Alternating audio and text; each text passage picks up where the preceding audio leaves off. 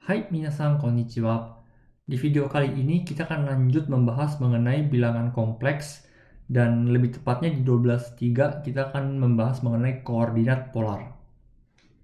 Jadi kita mulai. Di video sebelumnya saya sudah menjelaskan bagaimana caranya menggambar suatu bilangan kompleks di bidang polar.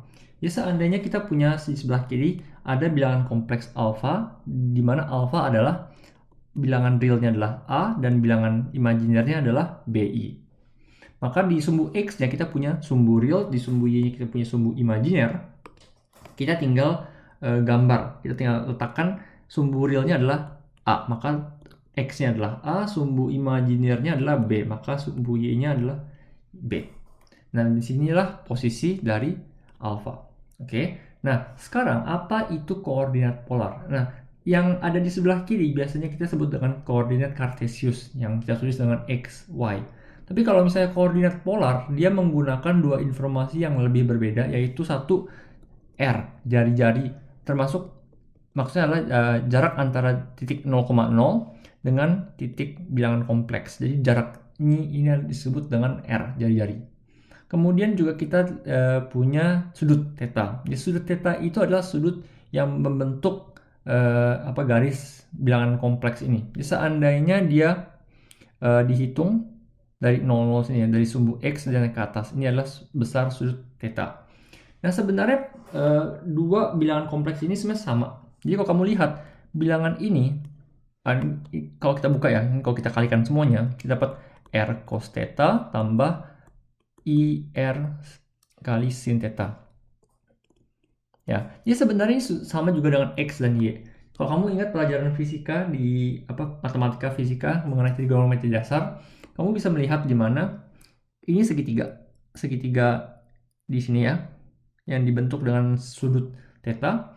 Maka dari itu kita bisa bilang sisi sebelah sini adalah sisi miring R dikali dengan cos theta. Sedangkan sisi yang tegak ini adalah R dikali dengan sin theta. Maka dari itu kita bisa lihat, oh kalau R cos theta itu artinya sama dengan X.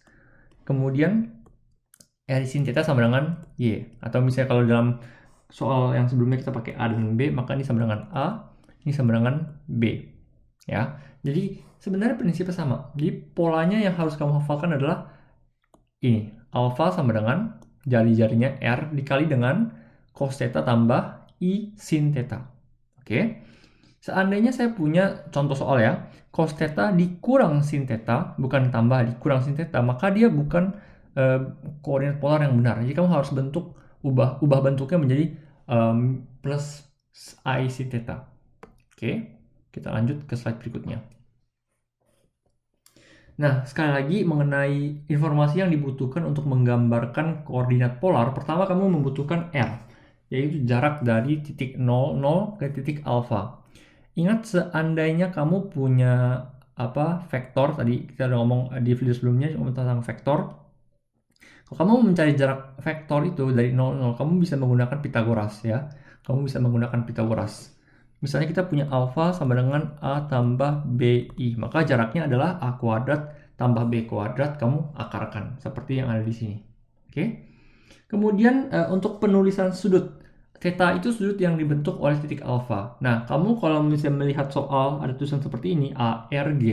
ARG itu artinya sudut. Ya. Jadi, theta itu adalah sudut yang dibentuk oleh bilangan kompleks Z. Oke, ARG-nya apa sih gitu loh. Oke. Di slide sini kita bisa melihat mengenai operasi perkalian dan pembagian bilangan kompleks. Jadi seandainya saya punya bilangan kompleks Z1 dan Z2. Z1 bilangan kompleksnya adalah R1 dikali dengan cos theta 1 dan tambah I sin theta 1. Untuk Z2 kita punya R-nya R2, kemudian dikalikan dengan cos theta 2 dan I sin theta 2. Oke. Nah seandainya kalau kita kalikan dua bilangan kompleks ini, kita kalikan ya, apa yang terjadi adalah jari-jarinya itu kamu bisa kalikan. Jari-jarinya kamu kalikan, kemudian sudutnya kamu jumlahkan. Jari-jarinya kamu kalikan, sudutnya kamu jumlahkan. Tentu saja yang di depan yang cos juga, yang di belakang juga sama. Jadi kamu tambahkan semua sudutnya. Oke. Jadi seandainya kita lihat mengenai jaraknya, jarak dari hasil perkalian Z1 Z2. Itu sama seperti sifat absolut sifat bilangan absolut yang sudah pernah kita bahas sebelumnya. Kita bisa absolutkan dulu baru kita kalikan, sama seperti itu. Dan juga mengenai sudutnya, sudut ARG-nya, sudut Z1 dan Z2 adalah sudut 1 dengan sudut 2 kamu jumlahkan, sama seperti yang ada di sini, ya. Bagaimana dengan kalau misalnya bilangan kompleks ini kita bagi? Kalau kita punya pembagian bilangan kompleks, maka dari itu jari-jarinya ini kita bagi, sudutnya itu kita kurang. Ya, jari-jarinya kita bagi, sudutnya kita kurang. Ini juga sama ya, ini juga dikurang. Dan juga untuk bilangan absolutnya dari hasil pembagian juga sama. Kamu bisa absolutkan dulu baru kamu bagi, atau kamu bagi langsung kamu absolutkan, boleh. Untuk sudut ARG-nya, sudut Z1 dan Z2 kalau dibagi, maka dia punya sudutnya akan berkurang.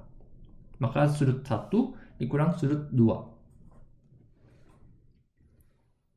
Untuk grafik operasi perkalian dan pembagian, ya, jadi kita sudah bisa menghitung. Sekarang bagaimana cara menggambarnya? Tadi kita sudah lihat kalau kita punya dua bilangan kompleks ini kita kalikan, maka jari-jarinya itu kita kalikan. Kita punya, anggaplah Z1-nya ada di sini, Z1 di sini, kemudian Z2-nya adanya di sini.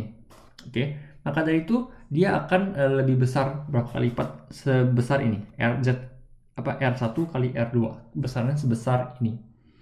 Mengenai sudutnya, bagaimana dengan sudutnya adalah sudutnya itu dijumlahkan, ya. Jadi kita punya theta 1 di sini, kemudian theta 2 di sini, maka kita bisa geser dari theta 1 tambah theta 2. Maka dari itu kita bisa mendapatkan jawabannya seperti ini, ya. Jadi anggaplah kamu punya perkalian dari bilangan kompleks itu, kamu bayangannya memutar, ya, kamu kalikan, kamu putar ke searah lawan jarum jam, berlawanan dengan jarum jam, ya.